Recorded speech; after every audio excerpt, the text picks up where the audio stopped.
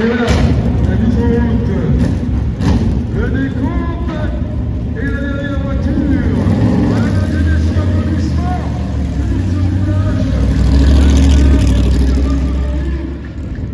Jensen Button, everything you dreamed of as a child, to go back to Le Mans on a big old American Camaro V8 after months and months and months of development. Finally, first session out here. Tell me about the experience being in a Camaro ZL1 Cup car tuned for Le Mans among hypercars, GT3, you name it. What was that experience like? Well, first of all, it's awesome to actually be out on track. It feels like the week has been so long already. You know, there's so much talk. Can't wait to get the car out. We start the car up, and people come in their droves to watch the car just start up. So to get out on track was a lot of fun. You know, I've driven this track before. It's pretty spectacular, but I've only driven it in a prototype. So suddenly you're in a quite a heavy car, and you're arriving at Indy, and it's like, oh, I can't forget I'm not in a prototype anymore. But I have to say, it's pretty fun to drive. It's really fun to drive. You know, I think a lot of people were scared at how slow we'd be through the Porsche curves. You know, we had the driver's briefing yesterday, and they were going to wave a white flag every time someone came up behind us, which is like there's a broken car on track. But high speed's great. Really, really surprised. Bit of understeer, but it's a great base. Braking is probably the area that's the toughest for us. It's a big thing to try and stop into these chicanes, but loving it. It's so fun to be out there with GTEs, as you said, with the prototypes, the LMP2s. It's such a special place, and we're really adding something to the 100th year here. So the white flag of surrender, you can put that away. That's not involved with anything we're doing. So you'll love this. Ben Keating, I was talking to a mate of mine on the phone yesterday with all us there, and Ben Keating comes over with a napkin with Garage 56 on it, waving it. I was like, I'm going to get you. Coming for you, Ben. So this is a missile. Lots of horsepower, can certainly motor down the straights. Got a bit of extra sidewall height than maybe what you're used to. Again, stereotypes, folks might think this can be a dragster and not much more, but all the work that's gone into this is to make it a quality car through the corners. Tell me about getting more laps, leaning on it more. What's it telling you? Is it telling you here's the limit, don't go? Is it comfortable if you get there? It's kind of funny because it's probably doing everything people don't think it's going to do. You know, you think it's going to blow down the straight at 200 miles an hour. It doesn't.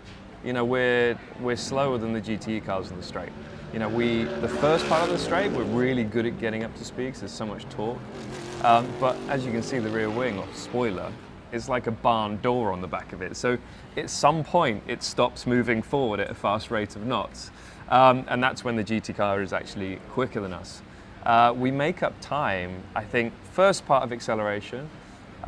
We don't lose as much as what everyone thinks in high-speed corners, a bit of understeer in the car.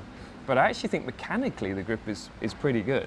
So once you've braked into the corner, it turns in well, get on the throttle, and you can use the power that we have from the big muscly V8. So it's making up time in a very different way than what everyone expected. And I think the ACO were worried about massive straight line speed, really slow in high-speed corners, and we're going to mess with the GTEs. But no, I don't think we are. No. And for me, this is such an exciting project. It really is. And I've had a lot of drivers say, why are you doing this? What do you get out of it? Fun. What's the point otherwise? If you're not smiling, what's the point of doing it? So. Whether it's F1, prototypes, off-road, Baja, NASCAR, why would you want to do this? Because you're the exact guy to want to do this stuff. So let's talk times quickly. So the goal, the ACO said, we'd love to see you in the 3-minute 54 range. Already test day first session, 3:56s. Obviously, there's more time to be found. So I'd say everything's right in that window, Jensen. But why don't we close on this? Going to have another session here to close this day. Tell me about the reaction, though. You're fairly popular. I don't know if you know that, but folks love to look in on you and your life and what you're doing. At least from my observance. Good Lord, your social media is exploding with folks wanting to know about this. Tell me about this inpouring of interest. Yeah, there's a lot of interest, and you know, I've always tried to do different things with, you know, things that I love and things that are fun for me. And as you said, racing lots of different things around the world. And this is the one that people are most surprised at. Maybe the trophy truck as well, but people are just really interested. And I think that's the reason why we're here, right? It's to bring in a new fan base from Europe. a fan base that follows endurance racing, and they're going to see this thing flying by on the straight, and it's going to blow their minds. And that's another reason for doing it. You know, I went to the first test in Sebring, got invited down there by Rocky and Jimmy, and I stood there and they said, go out and watch it on track. And I walked out, watched it go by. And first of all, how it visually looks, so big and muscular, but also how it sounds. And immediately that childhood smile came when I saw my first sort of car ever. And I was like, right, sign me up. I want to go and do this. And I think that's the feeling you get from this car. It's that childhood sort of smile and giggle really when it comes past, because it just blows your mind, the size of it, and also how quick it is out on track. You know, we were second quickest of the GTEs then.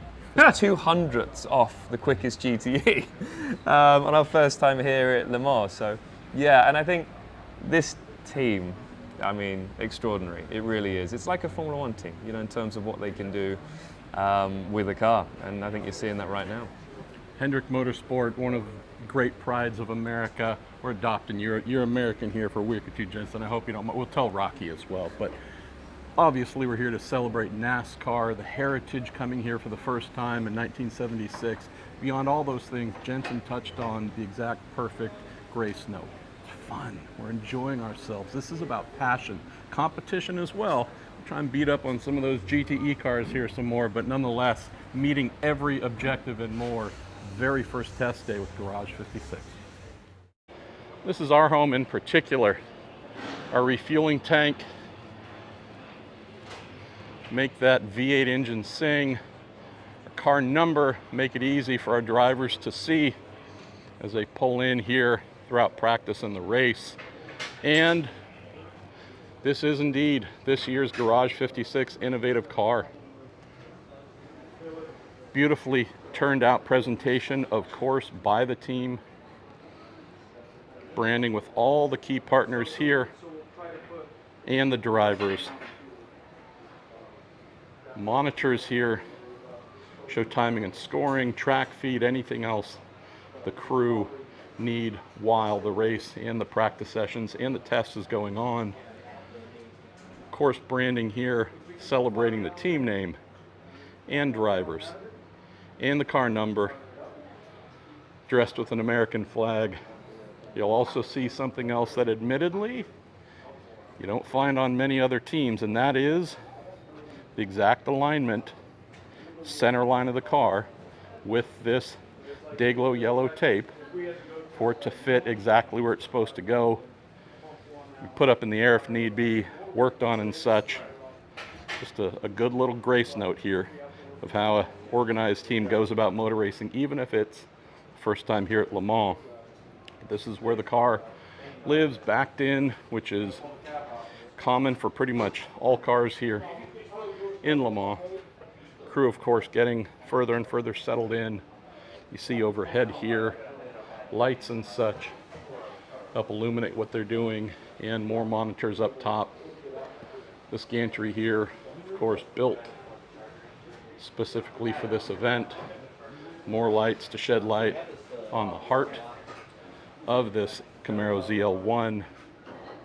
And then behind, which we'll look at again in depth so we get a little bit farther into the event, you can see there behind, this goes back at least 100 feet, which is where everything for the car that's needed is positioned. Looks like we are plugging power into the car and everything else from the umbilical, which you see then goes back towards the back of the garage structure here to the engineers.